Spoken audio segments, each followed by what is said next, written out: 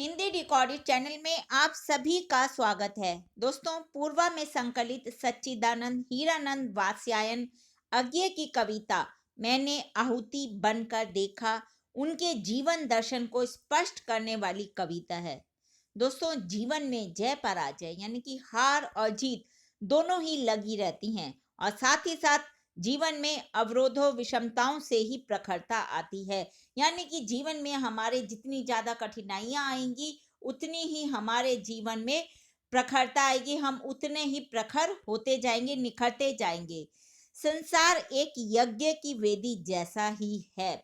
स्वाहा यानी कि आहुति बनकर ही जीवन को निखारा जा सकता है। जीवन में परेशानियों को झेल कर ही हम आगे बढ़ सकते हैं और अपने जीवन को उतना ही अधिक निखार सकते हैं। दोस्तों, आज के अध्याय में हम अज्ञे द्वारा रचित मैंने आहुति बनकर देखा कविता के 2 काव्यांशों की व्याख्या पर चर्चा करेंगे। चलिए, सबसे पहले मैं अपना आज का पहला काव्यांश पढ़ती हूँ। मैंने आहुति बनकर देखा, मैं कब कहता हूँ जग मेरी दुर्धर गति के अनुकूल बने। मैं कहता हूँ जीवन मरु नंदन कानन का फूल बने। कांटा कठोर है, लिखा है जिसमें उसकी मर्यादा है। मैं कब कहता हूँ कि वह घटक प्रांतर का ऊंचा फूल बना है। मैं कब कहता हूँ मुझे युद्ध में कहीं न तीखी चोट मिली। मैं कब कहता हूँ प्यार करूं तो प्राप्ति की ओट मिले। मैं कब कहता हूँ विजय मेरा उच्च प्रासाद बना, या पात्र जगत की शुभ्र की मेरी धुन सी याद बने। पत रहे मेरा प्रशस्ति सदा, क्यों विकल करे है मुझे चाहते हैं। नेतृत्व न मेरा छिन जावे, क्यों इसकी परवाह मुझे।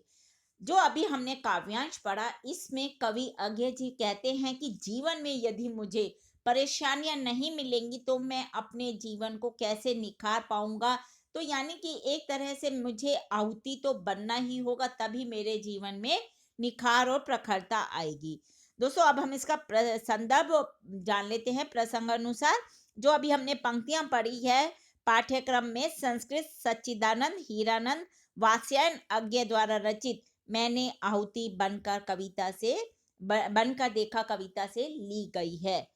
कवि व्यक्ति के जीवन की सार्थकता को स्पष्ट करते हुए कहते हैं कि दुख के बीच पीड़ा सहकर अपना मार्ग प्रशस्त करने वाला और फिर दूसरों की पीड़ा हरकर उनमें प्रेम का बीज बोने वाला व्यक्ति ही वास्तविक जीवन जीता है। दोस्तों, अब हम इसकी व्याख्या के विषय में जान लेते हैं। कवि कहते हैं कि वे अपने जीवन में किसी भी प्रकार की मुसीबतों के से छुटकारा पाने के आकांक्षी नहीं है। यानी कि उनकी इच्छा नहीं है कि उन्हें मुसीबतों से छुटकारा मिल जाए। वो बिल्कुल ऐसा भी नहीं चाहते कि उनके जीवन का सूखा रेगिस्तान नंदन कानन यानी कि वन के समान हमेशा फूलों से महक उठे। बल्कि कवि तो अपने जीवन में दुख और कष्टों के आकांक्षी हैं। कवि का मानना है कि जिस प्रकार कांटे की श्रेष्ठता उपवन के अच्छे फल में परिवर्तित हो जाने में नहीं है, बल्कि कठोरपन एवं नुकीलेपन में निहित है, उसी प्रकार जीवन की सार्थकता संघर्ष एवं दुखों से लड़ने में है।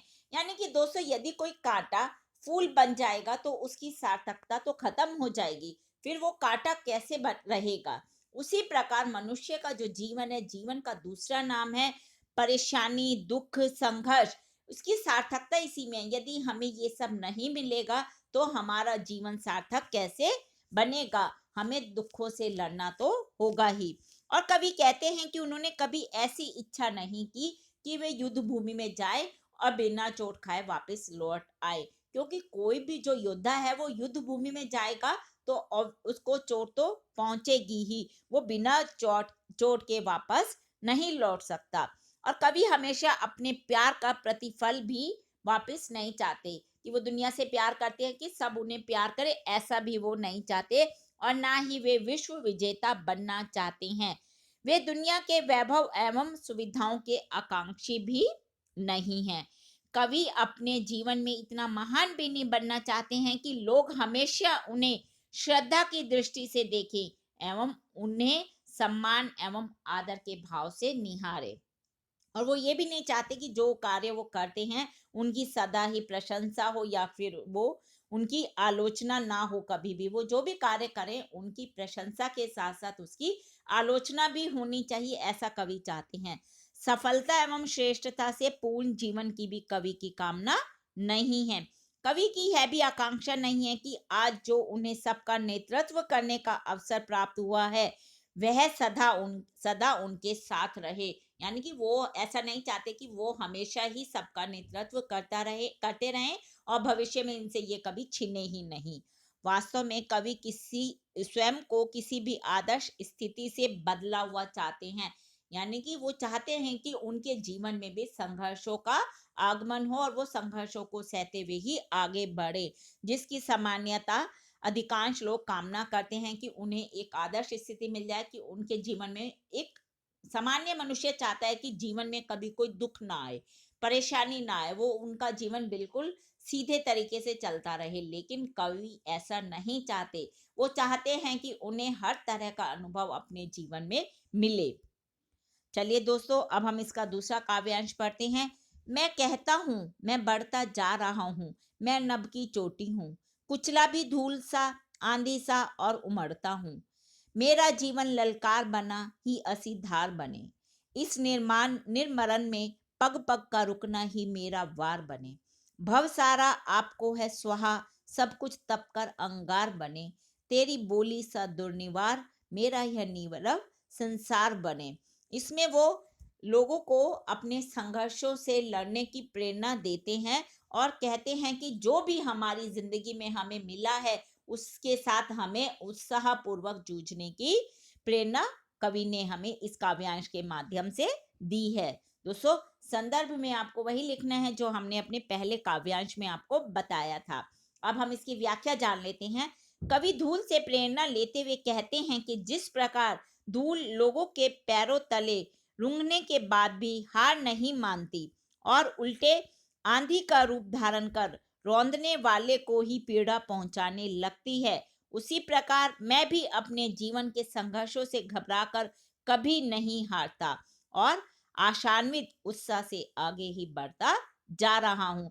दोस्तों, जब हम जहाँ धूल होती है हम चलते हैं, वो हमारे पैरों तले कुचली जाती है, लेकिन वो कभी हार नहीं मानती बल्कि आंधी के रूप में सीधा उड़ती है और लोगों को अपनी ताकत दिखा देती है।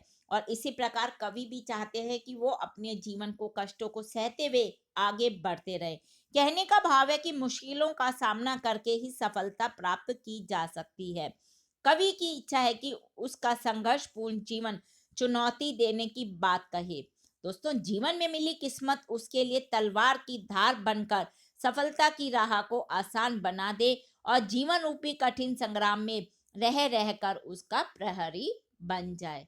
तो दोस्तों, इस प्रकार यहाँ कवि ने जीवन की बाधाओं एवं असफलताओं को ही अपनी शक्ति मानना है और साथ ही साथ इन्हीं असफलताओं से हमेशा प्रेरणा लेकर सफलता प्राप्त करने का संकल्प कवि ने लिया है।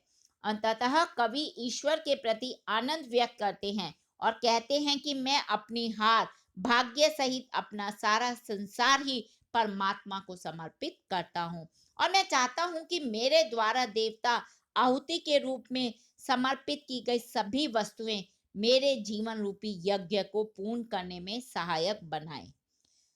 दोस्तों, साथ ही कवि कहते हैं कि मेरा जो यह मौन प्रेम बोली बोली की तरह ही अति प्रभावशाली परम विस्तार को प्राप्त कर ले, अर्थात मेरे द्वारा संसार में सभी के लिए अच्छी वाणी ही निकले। कवि ऐसा भी सोचते हैं। तो दोस्तों, हमने ये आज के अध्याय में अज्ञे जी द्वारा रचित मैंने आहुति बनकर देखा कविता के 2 काव्यांशों की व्याख्या पर चर्चा की। हिंदी भाषा के और भी प्रमुख विषयों पर हम आगे के अध्याय में समय समय पर चर्चा करते रहेंगे। दोस्तों, ये जो कविता मैंने आहुति बनकर देखा, ये यूपी बोर्ड के कोर्स से ली गई कविता है।